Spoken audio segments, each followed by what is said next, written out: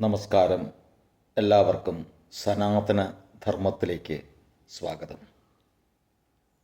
ശാശ്വതം എന്നാണ് സനാതനം എന്നുള്ളതിന് അർത്ഥം. ധർമ്മം എന്ന് പറഞ്ഞാൽ ഒന്നിനെ അതായി നിലനിർത്തുന്ന എന്തോ അതാണ് ധർമ്മം. ഈ സനാതന ധർമ്മത്തെയാണ് ഹിന്ദുമതം എന്ന് പിൽക്കാലത്ത് പറയപ്പെട്ടത്.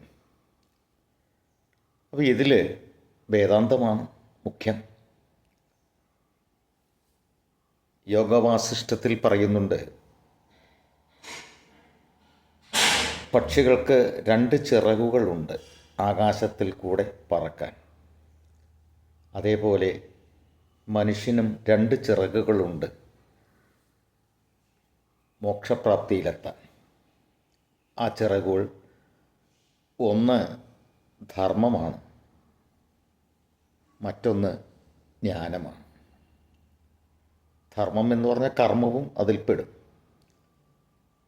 അപ്പോൾ ജ്ഞാനം നേടുക എന്നതിന് ശേഷം അതിനനുസരിച്ച് കർമ്മം ചെയ്യുക, ഇതാണ് പറയുന്നത്.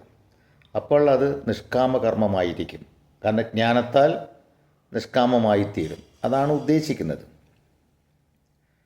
അങ്ങനെ നോക്കുമ്പോൾ ജ്ഞാനികൾ അല്ലെങ്കിൽ കർമ്മം ചെയ്യുന്നവർ, നിഷ്കാമകർമ്മികൾ വളരെ കുറവാണ് നമുക്ക് എന്ന് മനസ്സിലാകും. ഒരു പണ്ഡിതൻ്റെ ലക്ഷണങ്ങളിൽ പ്രധാനപ്പെട്ടത് വിനയമാണ്.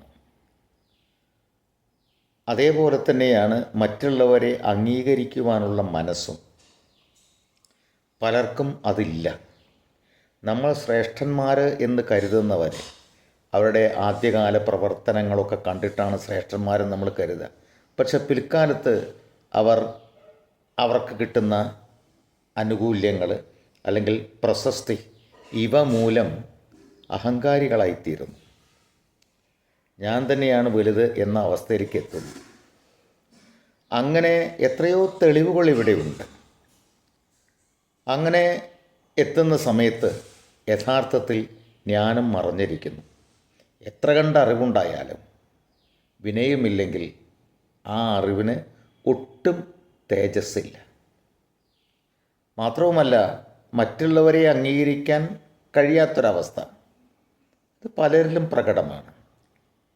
ഞാൻ തന്നെയാണ് വലുത് എന്ന ഒരു സെമിറ്റിക് ചിന്താഗതി എൻ്റേതാണ് ശരി വരുന്നു. അത് വിട്ടിട്ട് വിശാലമായിട്ടുള്ള സനാതനധർമ്മത്തിലേക്ക് എത്തണം ഓരോ മനുഷ്യരും. അതിനു വേണ്ടിയിട്ടാണ് നമ്മൾ പ്രയത്നിക്കേണ്ടത്. നന്ദി, നമസ്കാരം.